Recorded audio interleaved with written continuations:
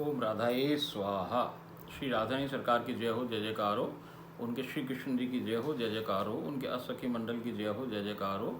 उनके नित्य उन्नीत सकल जूत की जय हो, जय जयकार हो। उनके नित्य उन्नीत सकल दरबार की जय हो, जय जयकार हो। उनके नित्य उन्नीत सकल परिकर की जय हो, जय जयकार हो। ओम राधाए स्वाहा।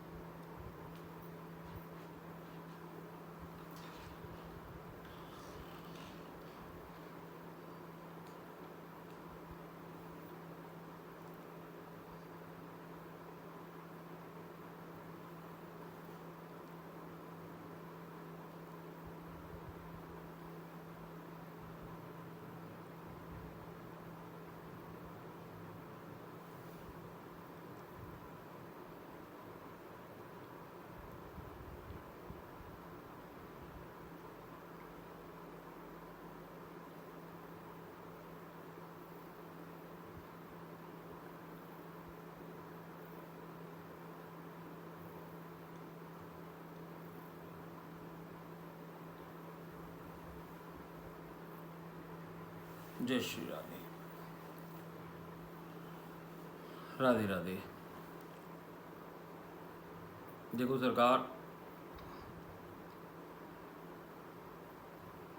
अब कुल मिलाकर के इस ग्रंथ की एक दो लीलाएं और बाकी रह गई हैं। फिर आगे वो क्या आदेश करती है, जैसा वो आदेश करे वैसे काम चले सरकार।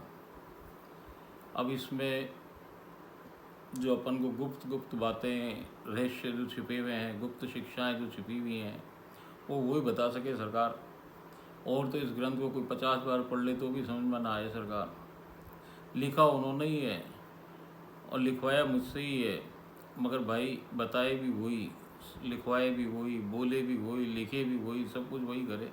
अपना कोई रोल ही नहीं सरकार। दिखे तो ये प्रकट में कि ये कर रहे हैं, अरे यार हम कछु ना कर रहे भाई, वही करे सब कुछ। हमारे बस की बात किया, हम तो है ही ना, जीवित ही ना है तो क्या है। हम तो उसकी सेवा में लगे, उसके शरणागत, हम तो उसके पीछे खड़ी रहे सरकार।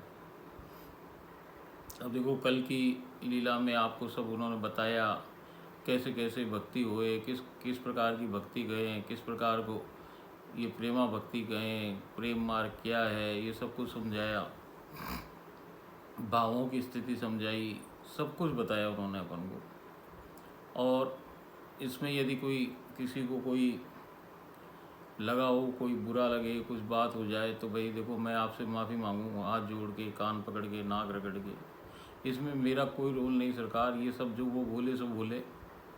अब सब मना करें कि ये नहीं बोलनी चाहिए, ये लीलाएं भी मत बताओ, अपने अनुभव छुपा के रखो, किसी को मत बताओ, सब खत्म हो जाए साहब, बताने से ये सब खत्म हो जाए। और हमारी वाली कहे कि साहब बताने से बड़े, वो कह रही है कि जितना बांटोगे उतना बढ़ेगा। और हम भाई संसार की बात सुने कि इसकी सुने, ये बताओ। हम तो हमारी महारानी की सुने सरकार, जो वो कहे सो करें।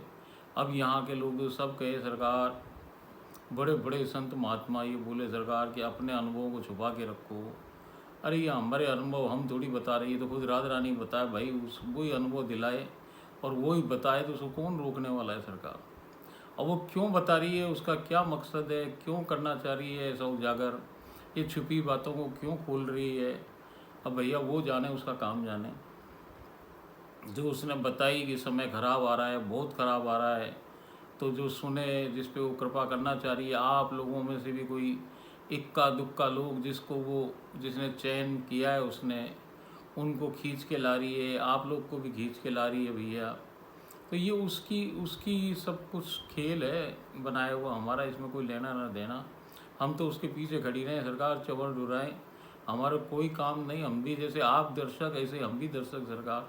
हम भी उसके केवल लीला, वो हमको सम्मिलित करे, आपको सम्मिलित करे, तो रस का रसास्वादन करे सरकार, और कछु ना। ये क्यों हो रहा है, कैसे हो रहा है, कौन से संप्रदाय, क्या बातें उसने कल करी, मेरे को कुछ ना मालूम सरकार। किसी के कोई हृदय को आघात पहुंचाने का कोई भी मतलब नहीं है, किसी शास्त्र किसी के विरोध में है ही नहीं हम सरकार। हमारा क्या लेन देन साहब। हम तो केवल जो वो बोल रही है वो हम आपको बता रहे हैं। कोई कहे साहब ये मन मन क्या कहेंगे साहब, आपके मन से बनाई हुई कहानी है भाई, कुछ भी कह लो आप, जो चाहो कह लो, मगर हमारा हृदय फाड़ के तो दिखा नहीं सके क्या हमारे संग घटित हो रहा है। अब जो घटित हो रहा है वो बताना चाह रही है तो बताए भैया, हमारा इसमें भी कोई जोर ज़बरदस्ती ना है। आपको गलत लगे मत सुनो भाई, आपको ख़राब लग रहा है मत सुनो भाई, मगर जिसको अच्छा लग रहा है वो सुन लो, जिसको सुनना उसने निश्चित किया वही सुन पाएगा, और जिस पे उसकी कृपा होगी वही समझ पाएगा, वरना तो भैया कैसे समझोगे। यहाँ तो शास्त्रों से तोलेंगे जब तो साहब ये सब गलत है। शास्त्र केवल संसार के लिए हैं। हमने आपको 50 बार बता चुकी इस ग्रंथ में कि साहब ये संसार की बात ना हो रही, ये भवसागर पार करे बाद की स्थिति की बात है। जब तक आप भवसागर और संसार में हो, जब तक सरकार उसी से चलना है जिस नियम से सब चल रहे हैं, आपको भी चलना है। यहाँ कोई नियम है ना, यहाँ कछु है ना, यहाँ तो कहानी ही अलग है। यहाँ तो राधा रानी सरकार का आदेश ही नियम है सरकार, समय कुछ है नहीं, नियम कुछ है नहीं, प्रेम में ये सब चीज़ें पॉसिबल ही नहीं है। ये सब छूट जाए सरकार, तभी तो राधा रानी मिले। जब उधर की मटकी फूटेगी, जब उधर का माखन कृष्ण भगवान पाए, क्या पा करके मटकी फूटे, जब तक वो फूटे ना तभी तो वो कह रहे नियम कायदे कानून संसार की सारी चीज़ें वहीं छोड़ो वहीं फोड़ो, तभी तो इधर आ सको सरकार। और जो इधर आ जाए फिर उसके लिए ये सब चीज़ें कुछ भी मायने नहीं रखती। और जब वो मायने ना रखे तो भाई फिर हम उसकी तरफ देखें क्यों। हम तो यहाँ खड़े, हमारी आंखें राधा रानी के चरणों से लेकर के और उनके विग्रह तक ही रहे, और कहीं देखे ही नहीं सरकार। तो फिर वो जब ना देखे तो हमें कुछ समझ में नहीं आया, सूझ देने की और क्या हो रहा है ज़माने में, होने दो सरकार, क्या करें हम, क्या करें हम। तो मतलब ऐसे जैसे बंधक हुए ना कि अब हम तो राधा रानी के बंधक हैं सरकार, अब हम उसने हमको बांध लिया है, अब हम उसके बस जड़ खरीद गुलाम हैं सब, जैसे वो कहे वैसे ही करें हम तो, हम और कुछ जाने ना सरकार। चलो अब ये बातें होती रहेंगी, अपन तो अपनी लीलाओं में प्रवेश करें। कल अपन को 141 लीलाओं में उसने प्रवेश कराया था, आज 142 लीला में वो अपन को प्रवेश कराने के लिए आवाज़ लगा रही है, चलो पकड़ो मेरा हाथ, अपन तो वहीं चलें और लीला में प्रवेश प्राप्त करें। ओम राधाई स्वाहा।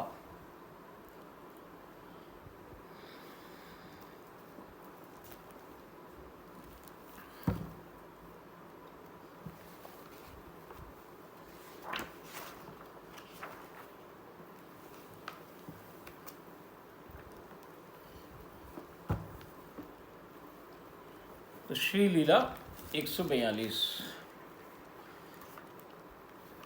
प्रातःकाल 7 बजे मेरी निद्रा भंग हुई है। वो बता रही है कि आज 7 बजे उसकी निद्रा भंग हुई है। मैंने तुरंत ही शयन कक्ष जा आपसी का हाल जानना चाहा है, परंतु आपसी उनके काना अभी निद्रावस्था को ही प्राप्त हैं। वो जल्दी उठ जाए रोज़ तो, मगर आज 7 बजे उसकी नींद खुली तो भाग करके गई है, देखने गई कि भाई कहीं वो जग जुगा तो नहीं गए। उनने तो शयन कक्ष की तरफ भागी है, मगर वो अभी सो ही रहे हैं। मैं पुनः शयन को प्राप्त हुई, वापस आकर के ये भी सो गई है। अचानक मेरी आंख 8:30 बजे खुली तो मैं हड़बड़ाकर शयन कक्ष की ओर दौड़ी, परंतु अनोखी जोड़ी वहाँ पर दृष्टिगोचर नहीं हो रही है। और भैया ये सोई ऐसी सोई क्या, वो सुला दे भाई साहब, तो उसने सुला दिया। इसकी आंख 8:30 बजे खुल रही है। अब इसने देखा आ तो सब गड़बड़ हो गई, भाग करके देखने गई तो वहाँ पे वो है ही नहीं। तो वो कह रही है 8:30 बजे पर खुली तो मैं हड़बड़ाकर शयन कक्ष की ओर दौड़ी, परंतु अनोखी जोड़ी वहाँ उपस्थित दृष्टिगोचर नहीं हो रही है। मैं पुनः धावित हो बालकनी पहुँची। अब ये भाग करके बालकनी गई है, वहाँ भी मैंने सरकार को नहीं पाया है, वहाँ भी वो नहीं है। मैं हतप्रभ हॉल की तरफ दौड़ी। अब ये हॉल पर अब दौड़ रही है, इसको लग रहा है कि कहाँ गायब कहाँ हो गए। तो मेरी जान में जान आई। सम्मुख अजब अनोखा अनूठा युगल अनोखे सिंहासन पर विराजित है, जो कि सोफा तो वहाँ पे विराजित है, मगर वहाँ सिंहासन बना हुआ है, उस पर वो विराजित हैं, उस पर विराजमान दृश्यमान हो रहे हैं। तो इसकी जान में जान आई। मैंने श्री चरणों को स्पर्श कर चूमा चूसा व चाटा है और आपसी से पूछा कि आपसी ने मुझ मूर्खमती को जागृत क्यों नहीं किया। अब वो कह रही है कि भाई आपको मुझ मूर्खमती को आपको जगा देना चाहिए था, आप तो जग गए और मैं सो रही हूँ, ये तो बड़ी गलत बात हो गई, अपराध हो गया मेरा। आपसी ने मुस्कुराते हुए कहा कि मुझे ज्ञात हो गया कि तुम गहन निद्रा अवस्था को प्राप्त हो रही हो। मैंने अब ये उसको कह दी कि भाई तू सो रही थी इसलिए हमने तेरे को सोने दिया। फिर इसने चाय जलपान जो भी खिला करके उनका मुंह झुटलाया है और इनको इप्सित बाल भोग पवाया है। अब यहाँ से श्री लीला फिर चालू हो गई है। अब जैसे मैं बताई कि ये सारी बातें किससे हो रही है, जो वहाँ पे राधा रानी विराजी है। अब वही हाथ पकड़ के ले जाए और सरकार दूसरी राधा रानी वहाँ पे जो है वो सम्मुख आ जाए। श्री लीला में आप श्री अतिशय सुंदर फुलवारी से युक्त निकुंज की सुकोमल स्वर्णिम दुर्वा पर विराजमान हो अपनी असखियों के साथ हंसी ठिठोली करने में व्यस्त हैं। वो कह रही है कि लीला की शुरुआत ऐसे हो रही है कि एक अतिशय सुंदर निकुंज है और वहाँ पे जो स्वर्णिम दुर्वा है उस पर वो विराजी हुई हैं और वहीं सारी सखियाँ आठों विराजी हुई हैं और ये सब क्या कर रहे हैं कि हंसी ठिठोली कर रहे हैं, आपस में मजाक बातें सब चल रही हैं। तभी अचानक सभी सखियों के श्री हस्त कमलों में एक परम आकर्षक टोकरी प्रकट हो गई है। अब देखते ही देखते सारी सखियों के हाथ में एक एक टोकरी आ गई है सरकार। सभी सखियां उसमें भांति भांति के सुंदरतम चुने हुए परम सुरभित पुष्पों को फुलवारी से उतारकर अपनी अपनी टोकरियां पुष्पों से परिपूर्ण कर उसी स्थान पर पुनः पधार गई हैं। और वहाँ जो निकुंज है वहाँ पे फूल ही फूल लग रहे चारों तरफ, तो वो अपनी टोकरियों को लेके वहाँ गई और हर सखी ने अपनी पसंद के जो बढ़िया से बड़े चयनित पुष्प हैं उनको उठा लिया है सरकार और टोकरी में रख लिया है। और टोकरी में रख करके वो वापस टोकरी को लेकर के कहाँ गई है, राधा रानी सरकार के पास, जहाँ विराजी में राधा रानी सरकार वहीं आ गई हैं टोकरियों को लेकर। देखो सरकार, ये जो फुलवारियों से फूल चयन करना है ना, यही है बस। मैं आपको बताई इस खेल की सबसे बड़ा सीक्रेट जो है वो ये है सरकार कि ये सखियों से चले सरकार खेल। जब सखियां जीव को, चुने हुए जीवों को, पेड़ तो मतलब संसार के अंदर बहुतेरे जीव सरकार, अब ये कहाँ की बात हो रही है, भवसागर पार करके जब कृष्ण ने जीवों को इधर भेज दिया है उसके बाद सखियां चयन कर रही हैं सरकार। देखो आप संसार की बात तो भूल जाओ, संसार से चयन करता तो कृष्ण ही है, वो कृष्ण ने चयन किया है और वो उसने यहाँ भेज दिया सखियों के हवाले। अब सखियाँ फूल जैसे लगे हुए हैं ना, तो वहाँ बहुत सारे जो जीव हैं उनमें से भी श्रेष्ठ जीवों को चुन चुन के लेके आती है राधा रानी से मिलवाने के लिए। ऐसे ही उन पुष्पों को वो तोड़ तोड़ के उतार करके पेड़ों से उतार रही हैं टोकरी में डाल के और राधा रानी के पास वहाँ आ गई हैं। अब उन जीवों का क्या हो रहा है, उन पुष्पों का क्या हो रहा है, आगे समझो।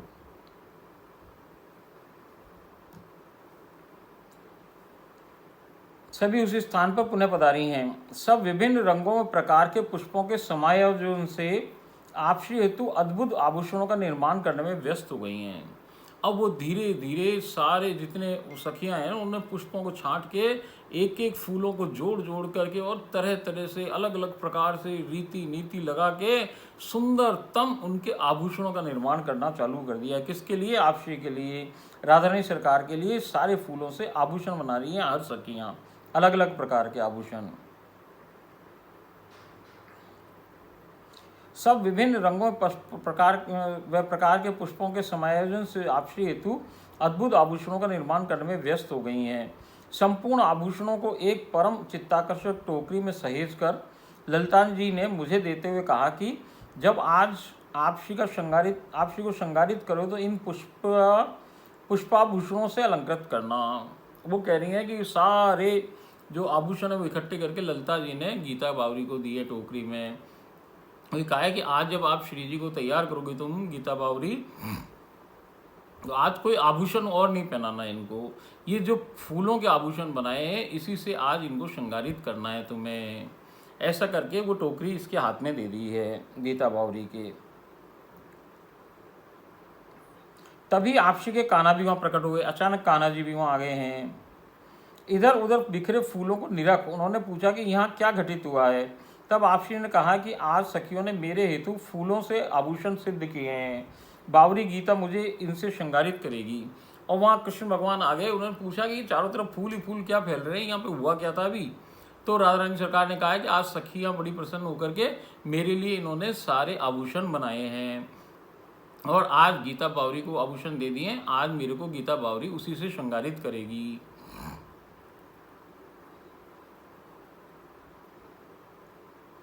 ये सुन आपसी के कान्हा ने तुरंत ही चमत्कारिक रीति से एक अतिशय से भी अत्यधिक सुंदर चमचमाती सफ़ेद पोशाक मेरे हाथ में दे कहा कि इससे आपसी को धारण करवाना। और तभी श्री लीला विराम को प्राप्त हो गई है। और भाई साहब जैसे उन्होंने आभूषणों की बात बताई राधा रानी सरकार ने, और श्री कृष्ण जी ने क्या किया, राधा जी के जो कृष्ण हैं उन्होंने हाथ ऐसे ही संकल्प करते हुए पता नहीं क्या किया उन्होंने कि उनके हाथ में एक अत्यंत सुंदर और अतिशय सुंदर और चमचमाती हुई सफ़ेद रंग की एक पोशाक आ गई है, जो कि उन्होंने गीता बावरी को दी कि आज ये गीता बावरी तुम इस पोशाक से राधा रानी सरकार को श्रृंगारित करना है, ये धारण करवाना पोशाक और ये आभूषण जो इन्होंने बनाए ये धारण करवाना। और ऐसे करते करते लीला में विराम आ गया। अब जैसे मैं आपको बताई सरकार कि ये जीवों को चयनित करके राधा रानी के पास ले आई। अब जब लेके आई हैं तो अब उन आभूषणों को कहाँ कहाँ धारण करवाना है। अब वो अलग अलग आभूषण बन गए हैं, देखो सर, पुष्पों से। अब वो सेवाएं हैं एक्चुअली। अब वो सेवाओं का आप आभूषण कहाँ कहाँ पहने जाते हैं उस हिसाब से सेवाओं का निर्धारण है कि भाई कोई चीज़ सर पे माथे पे है, कोई गले में है, कोई नाक पे है, कोई कान पे है, कोई भैया हाथों पे है, कोई पैरों पे है। वो पुष्प वहाँ जब धारण किए जाएंगे, मतलब ये सारी राधा रानी की जो सेवाएं हैं सर से लेकर पाँव तक के अंगों की, ये अलग अलग सेवाओं के प्रकार हैं। कभी अपन दोबारा चर्चा करेंगे कि इन सारी सेवाओं का मतलब क्या होता है, कौन सा माथे पे लगा पुष्प की क्या सेवा है, हाथ पे लगे, कान पे लगे, नाक पे लगे पुष्पों की क्या क्या सेवाएं हुए सरकार। ऐसे उन जीवों का सेवाओं का वितरण कर रही है राधा रानी सरकार, उनको धारण करेंगी जब। और कृष्ण भगवान ने भी उनके लिए एक पोशाक दे दी है। अब ये तो घटना हुई है सरकार गोलोक वाली, जो नित्य वृंदावन नित्य गोलोक के जो मिले हैं इसको राधा रानी उनके संग, और उसमें विराम आते फिर यहाँ वाली जो विराजित थे उनने इसको संकेत किया है कि अब मुझे तुम मालिश करने ले चलो और मेरे को स्नान कराओ। तो फिर ये उनको लेके गई है और उनका तेल मर्दन किया करवाया है उन्होंने। मगर जब आज ये कह रही है कि जब मैं उनका तेल मर्दन कर रही हूँ तो मुझे आज बिल्कुल अलग अनुभव हो रहा है। वो कह रही है कि जैसे हम एक तो साधारण पिक्चर देखें, एक 3D पिक्चर देखें, 3D में देखते हमें लगे कि बिल्कुल आकृति स्पष्ट है, ऐसे ही यहाँ पे क्या हो रहा है कि जब वो उनकी मालिश कर रही है तो जैसे अपन पिछली लीला में देखा कि उनकी पिंडलियाँ छूने पे इसको ऐसा लग रहा है कि बिल्कुल जैसे किसी स्त्री का बिल्कुल साथ अपन वो कर रहे हैं, हाथों में ले रहे हैं। ऐसे ही आज इसको जब उनकी मालिश कर रही है तब भी उसको ये एहसास हो रहा है कि मैं बिल्कुल किसी जागृत अवस्था के अंदर किसी स्त्री की पूरी क्या कर रही हूँ, बिल्कुल वैसे ही मालिश कर रही हूँ जैसे अपने जीवों की जाए एक दूसरे की। ऐसे के ऐसे इसको लग रहा है कि उनके सारे अंगों बिल्कुल जागृत अवस्था में, और इसको बिल्कुल सजीव अनुभव हो रहा है उन सब चीज़ों से। होए भी रोज होए, मगर आज स्पेशल हो रहा है। और ऐसे ही वो निला रही है, जब भी उनको स्नापित करवा रही है तब भी ऐसा ही हो रहा है। वैसा ही लगा जैसे मैंने किसी स्त्री को साक्षात स्नान करवाया है। मेरे हाथों को हर एक अंग के अनुपात व स्पर्श का सजीव अनुभव प्राप्त हुआ है। ये क्यों हुआ था सरकार, आपको याद हो तो वो जो ज्योति थी उनकी आंखों से निकल के इसके इस संसारिक आंख बॉडी पे आ गई थी। तो ये सारी लीला क्या है, ये खुली आंखों से ही कर रही है। इसको सारी लीला ये खुली आंखों से दृश्यमान है। ये उसकी सेवा में खुली आंखों से इसी शरीर की। फिर वो श्रृंगार कक्ष में ले आइए उनको, जो वो धवल पोशाक है, जो अद्भुत धवल सफ़ेद कलर वर्ण का जो पोशाक धारण करवाई है, जो कि उनके कान्हा जी ने दी थी उनको, राधा गीता बावरी को। आप श्री द्वारा धारित पुष्पों से निर्मित परम अनोखे व अपूर्व आभूषण हर अंग की शोभा को वर्धित कर रहे हैं। गजरे, केश फूल, टीका, बिंदिया, माथापट्टी, झुमके, नथुनी, गलहार, बाजूबंद, हथफूल, चुड़ला, अंगूठियाँ, कमरबंद, पायल, बिछिए सब फूलों से निर्मित है सरकार, जिसमें परम सुरभित दिव्य मोगरे की बाहुल्यता स्पष्ट दृष्टिगोचर हो रही है और उनमें से एक अजब अनोखी सुरभि निकल रही है। और इसके अतिरिक्त जो काजल है, नैन मस्कारा है, ओस सुर्खी है, नख पॉलिश है, मेहंदी है, महावर है, व डिटोना है, सब अपने अपने स्थानों पर अवस्थित हो सुंदरता की सीमा को सुंदरता अपनी चरम सीमा को लांघने को बाध्य हो रही है सरकार। उनकी सुंदरता आप श्री के बेशुमार व बेइंतहा सुंदराति सुंदर श्रृंगार की झलक देख उसे अपने मन में समाहित कर प्रतिबिंबित करने की अयोग्यता वश दर्पण ने शर्म से अपने दोनों हस्तों से अपना मुंह ढक लिया है। अब देखो सरकार वो क्या बता रही है कि जो उन्होंने जैसे ही वो दर्पण में मुंह देखने लग रही हैं तो भैया वो जो दर्पण है वो अपनी औकात जाने सरकार कि मैं ऐसी जो बेइंतहा और बेशुमार जो ये सुंदरता है, इसको मैं कैसे इसका प्रतिबिंब कैसे अपने अंदर ले पाऊंगा। तो वो बेचारा शर्मा करके उसने दोनों हाथ, जैसे अपन करे ऐसे दोनों हाथों से अपनी आंखें ढक ली हैं और अपना मूरत चेहरा ढक लिया सरकार, कि मैं इस सुंदरता को अपने अंदर समाहित ही नहीं कर सकता, मैं अयोग्य हूँ। तो भैया ऐसी अवस्था को प्राप्त है, मतलब सुंदरता की क्या सीमा होगी, आप समझ सको कि वो भी दर्पण भी शर्मा करके अपने हाथों से अपने मुंह को बंद कर लिया उसने। मतलब वो इतनी सुंदर है कि वो दर्पण के अंदर उनकी जो छाया है वो दिखने को तैयार नहीं हो रही सरकार। जो दिख रही है वो अधूरी है, आधी अधूरी है, क्योंकि वो जो सुंदरता है वो दर्पण में समाहित ही नहीं हो रही है। वो दर्पण की इतनी योग्यता ही नहीं है कि वो जो राधा रानी की सुंदरता को वो पूरा का पूरा पेश कर सके, बता सके कि आप कितनी सुंदर लग रही हो। ऐसी अवस्था को प्राप्त है वो दर्पण।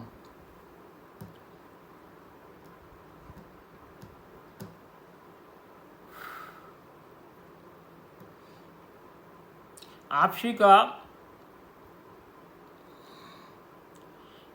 गजब इतराना व इठलाना मेरे प्राणों को मेरी काया में समेटने के प्रयासों को विफल करता प्रतीत हो रहा है। और भैया वो जो चेहरा देख करके इतरा रही हैं और इठला रही हैं भैया, तो ये कह रही है कि उनका इतराना इठलाना और उनकी सुंदरता, ये सब कुछ दृश्य देख करके इसका जो प्राण है वो पखेरु उड़ने वाले हैं, ये बमुश्किल उनको शरीर के अंदर पकड़ने में कोशिश में लगी हुई है कि इनको कैसे, इस प्राणों को कैसे इस शरीर के अंदर रोके रखूं, नहीं तो वो तो उड़ जाएंगे प्राण, इतनी ज्यादा सुंदरता है वहां। तो कह रही है गजब इतराना व इठलाना मेरे प्राणों को मेरी काया में समेटने के प्रयासों को विफल करता प्रतीत हो रहा है। तभी आप श्री ने अपने श्री नेत्र कमलों से स्वयं के काजल को अपनी श्री उंगली में ले मेरे नेत्रों में सुसज्जित कर दिया है। और देखो बड़भाग भाई, उन्होंने अपना काजल निकाला एक उंगली से और गीता बावरी की आंखों में लगा दिया है वो काजल, और फिर इसको बुला के आलिंगनबद्ध कर लिया है कि जिससे इसमें क्षमता आ जाए, जो वरना ये अभी के अभी ये शरीर खत्म हो जाएगा।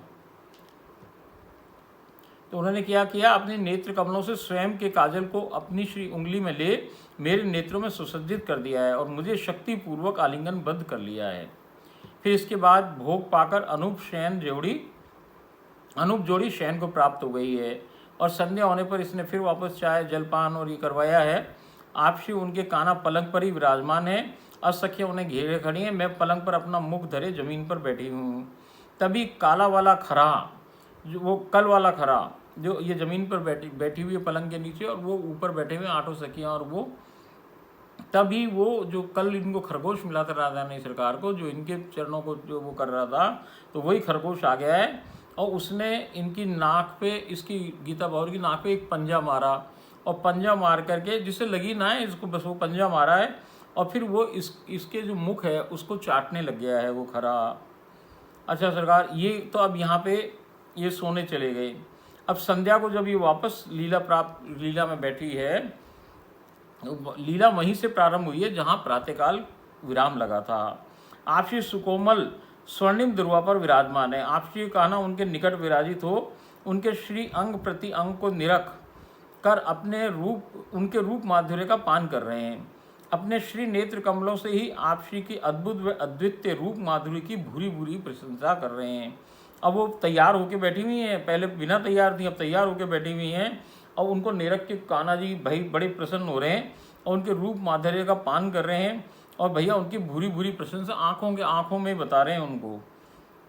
कभी आप श्री की केश राशि के साथ छेड़खानी कर रहे हैं, क्रीड़ा कर रहे हैं, कभी आप श्री के श्री कपोलों पर अपने श्री कपोलों को मल रहे हैं, कभी तो भैया बाल छेड़े हैं, कभी गाल से गाल रगड़ रहे हैं सरकार, कभी उनके आप श्री के आंचल में भर उनकी नाभि को चूम रहे हैं, और भैया कभी आप श्री के पृष्ठ भाग में, कभी आप श्री के श्री उरोजों पर अपना मुख कमल मल रहे हैं, और देखते ही देखते केलीपुर की संपूर्ण चेष्टाएं घटित होने लग गई हैं। मैंने तुरंत ही शयन कक्ष पुष्पों, लता पताकाओं और मोर पंख से सुसज्जित किया है। आवश्यकता की हर वस्तु वहाँ उपस्थित कर दी है। आपसी के कान्हा ने आपसी को आंचल में थामा और शयन कक्ष में ला पलंग पर विराजमान करा दिया है, और तब वहाँ पे केली घटित हुई है।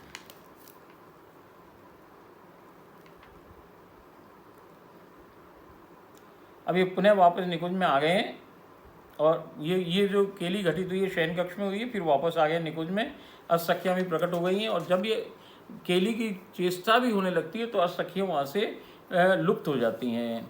अब ये सब एक दूसरे को पकड़ने की क्रिया में व्यस्त हो गए वहाँ पे। वहीं कुछ कुछ दूरी पर बहुत ऊंचाई पर एक बहुत विशाल गोलाकार रासमंडल दृश्यमान हो रहा है। इसको एक ऊंचाई पे, बहुत बड़ा ऊंची जगह पे जाके वहाँ पे क्या है कि एक गोलाकार रासमंडल बना हुआ है, जिसके एक और विभिन्न रंगों की रत्न मणियों से जड़ित स्वर्ण निर्मित सिंहासन अवस्थित है। उसी रासमंडल की साइड में ऊपर एक वहाँ पे सिंहासन भी है। संपूर्ण रासमंडल विभिन्न रंगों के अद्भुत सुंदर फूलदार वृक्ष लता पताकाओं वल्लरियों से आच्छादित है, और चारों तरफ उसके पेड़ है भाई साहब, लता पताकाएं, वृक्ष हैं, और फूल और फलदार बड़े सुंदर सुंदर वृक्ष हैं। सभी क्रीड़ा करते हुए रासमंडल की तरफ भाग गए। अब जैसे ये कान्हा जी भाग रहे हैं, ऐसे ही राधा रानी भाग रही हैं, आठों सखियां और अपन लोग भी सब उनके पीछे पीछे भाग रहे हैं। और सब कहाँ पे पहुंच गए सरकार? ऊपर चढ़ के रासमंडल पे पहुंच गए हैं। रासमंडल ऊंचा है।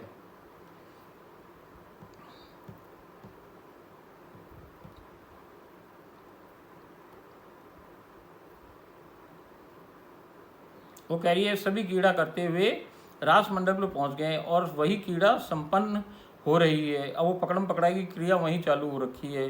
अचानक आपसी के कान्हा ने आपसी को श्री कटिभाग से आंचल में उठाया और रासमंडल के नीचे कूद गए हैं भाई साहब।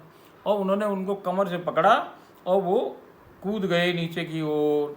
उनके पीछे असखियां जय जय व मैं भी नीचे कूद गए हैं सरकार।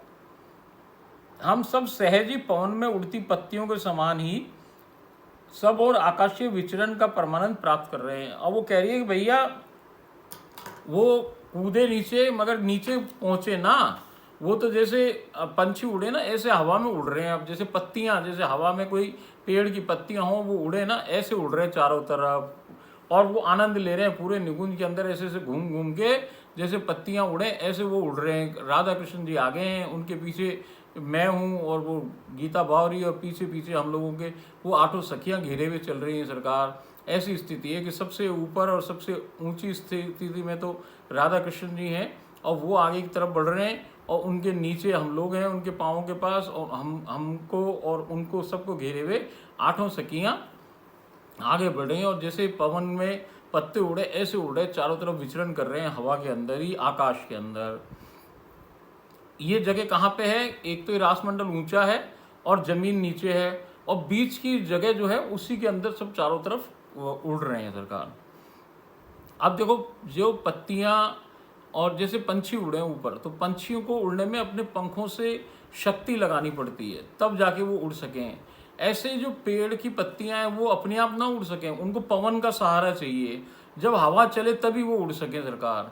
और वो जब उड़ती पत्ती है, वो पत्तियां अपनी दिशा परिवर्तन नहीं कर सकती, वो अपनी इच्छा अनुसार नहीं उड़ सकती कि हवा तो चल रही है ऐसे उत्तर से दक्षिण, तो वो चाह करके बाएं और दाएं नहीं जा सकती, वो उस पवन के सहारे चले। मगर यहाँ स्थिति दूसरी है सरकार।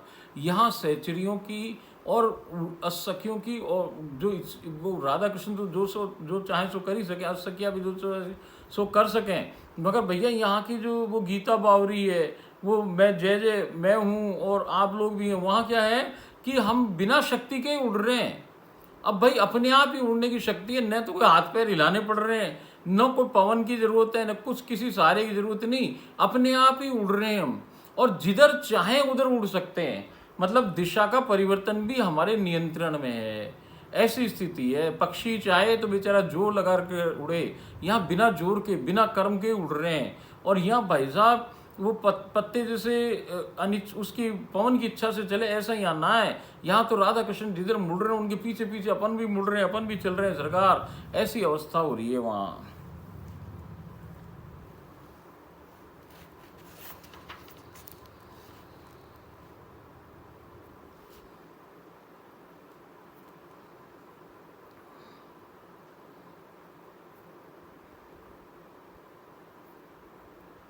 तो सर्वोच्च ऊंचाई पर आपसी व उनके कान्हा उड़ रहे हैं, उनके श्री चरण कमलों के निकट उनसे नीचे की ओर जय जय व मैं, हम सबके नीचे असखी मंडल गोलाकार आकृति में उड़ रहे हैं। वहाँ एक तथ्य विशेष, ये जो आपको मैंने बात बताई ये हो गया। कुछ समयावधि तक आकाशीय मुक्त उड़ान का परमानंद रस ले हम पुनः रासमंडल पर अवस्थित हो गए हैं, वापस रासमंडल पे आ गए हैं। आपसी व रासमंडल पर आपसी व उनके कान्हा रासमंडल पर ही पौड़े भये हैं।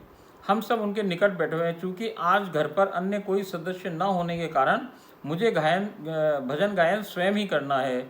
मेरे भजनों का श्रवण अनुपम जोड़ी ने मसनद का सहारा लिए विराजमान हो परमानंद लेते हुए किया है। अब वो कह रही है आज मेरे जन्म के जो घरवाले हैं, जो मेरे शरीर के घरवाले, वो सब तो है ना, ये अकेली है। अब अकेली भजन सुना रही है और वो मसनद पे पौड़े हुए, वहाँ पे भाई साहब बिस्तरे पे ही, और वो आनंद से वहाँ बिस्तरे पे कह रहा हूँ मैं, रासमंडल में पौड़े हुए हैं और रासमंडल में पौड़े हुए ही उसका भजन का आनंद ले रहे हैं सरकार। भजनों के पश्चात श्री लीला वहीं रासमंडल से ही प्रारंभ हुई है। अब एक नई क्रीड़ा का आयोजन प्रारंभ हुआ है। आपसे के श्री नेत्र कमलों को अन्य सभी बारी बारी से अपने हस्त युग्म से ढांपना है सबको, और आपसी को पहचानना है कि वो व्यक्ति कौन है। अब एक क्रीड़ा चालू हो रही है जिसमें राधा रानी सरकार हैं। अब उनकी आंखों को जाके चुपचाप, पीछे सब लोग खड़े हैं, राधा रानी सरकार आगे की ओर खड़ी हैं। अब वो एक एक जना जाएगा और अपने हाथों को उनकी आंखों पे बंद कर लेगा आंखों से, और उनके स्पर्श से उनको बताना है कि ये किसका हाथ है। तो ऐसे करते करते पहले सारी सखियां गई हैं एक एक करके, और उन्होंने सबको पहचान लिया है। बाद में ये गीता बावरी गई है, इसको पहचान लिया है, जय जय को पहचान लिया है, सबको पहचान लिया है, और अंत में कृष्ण भगवान गए हैं। अब जब कृष्ण भगवान गए तो उन्होंने कहा कि भाई ये कौन आदमी, ये किसके हाथ हैं, ये मैं नहीं पहचान पा रही हूँ। और ऐसा सुनते ही कृष्ण भगवान नाराज हो गए सरकार, वो रूस गए। अब वो रूस इसलिए गए कि भाई मेरे को क्यों नहीं पहचान रही, सबको तो पहचान लिया इन्होंने, मुझे क्यों ना पहचान रही। ऐसे कुछ हो रहा है देखो सरकार। सर्वप्रथम सखियों में एक एक कर क्रीड़ा प्रारंभ की है और आपसी सबका नाम लेकर सही जानकारी देती रही हैं। ललिता जी ने संकेत कर मुझे भेजा है और आपसी ने पहचान लिया है। अंत में आपसी के कान्हा की बारी आई तो आपसी ने शरारत करते हुए उन्हें नहीं पहचानने का अभिनय किया और कहा मुझे ज्ञात नहीं हो रहा है कि ये कौन है। आपसी के कान्हा तो रुष्ट हो गए। आपसी ने उनको मनाते हुए कहा कि आपको मुझे स्पर्श करने की आवश्यकता ही नहीं है। अब वो कह रही है आप तो जबरदस्ती नाराज हो रहे हो, मुझे तो आपको छूने की भी जरूरत नहीं है कि आप छुओ तब मैं पहचानूं। आपसे अड़ती भिड़ती मेरी ओर आती पवन, आपकी अद्भुत अद्वितीय व उत्तमोत्तम सौरभ ला आपके आगमन की सूचना आपके आने से पूर्व ही दे देती है। वो कह रही कि जैसे जैसे आप आओ भैया, आपके नज़दीक आने पे जो हवा चले और हवा से जो आपके शरीर की जो उत्तमोत्तम, जो सर्वोत्तम जो गंध है वो आए, और वो आकर के मेरी नासिका को मेरे को पहले ही बता दे कि यहाँ आसपास ही कान्हा जी आ रहे हैं। तो आप तो हाथ लगा रहे हो, तब कह रहे हो कि मैं ना पहचानूं। मैं तो आपकी आसपास की बहुत दूरी से पहचान जाऊं कि आप मेरे पास हो, तो आप गुस्सा ना हो। ये कहकर अतिशय प्रेम पूर्वक उनके कान्हा का श्री ललाट चूम लिया है। तब आपसी के कान्हा की बारी आई है। अब कान्हा जी की बारी आ गई तो आपसी के कान्हा ने सभी को पहचान लिया और अंत में आई आपसी को खींचकर अपने आंचल में विराजमान कर चूम लिया है। कुछ समयावधि तक सब हंसी ठिठोली करते रहे हैं और तभी श्री लीला में विराम आ गया है। आपसी को प्रेम पूर्वक भोग का बीड़ा पवाया है। शयन हेतु पलंग पर आच्छादित पीले गुलाबों के फूलों से बांसुरी की आकृति सुंदरतम साझी से उत्कृष्ट नीली रेशमी चादर जो कि गुलाबी व लाल गुलाब से बनाई गई चारों ओर की सीमाओं से सुसज्जित है। वो कह रही है कि वहाँ पे भाई उसने सांझी वांझी बनाई है, और जो चादर है वो नीले फूलों की चादर है जिसमें गुलाबी फूलों से चारों तरफ उसकी बॉर्डर बनी हुई है। यह पर सर्वोत्तम अनुपम युगल पौड़ गया है, इसने उनको चादर से पौड़ा दिया है उड़ा करके। मैंने अतिशय सुंदर फूलों से निर्मित ओढ़न को उड़ा दिया है। सब इप्सित इच्छानुसार वस्तुएं उनकी आवश्यकता की हो सकती हैं व्यवस्थित कर दी हैं।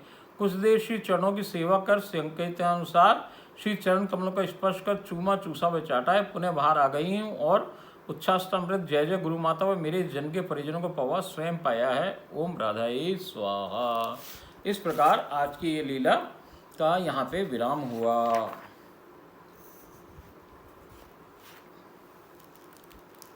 देखो सरकार, यहाँ अपन को कई गुप्त बातें मालूम पड़ी कि वो जीवों का चयन कौन करे सरकार। राधा रानी तक ले जाने का अधिकार और कृष्ण तक ले जाने का अधिकार, राधा रानी के जो कृष्ण हैं उन तक ले जाने का अधिकार किसको है? ये सखियों को है।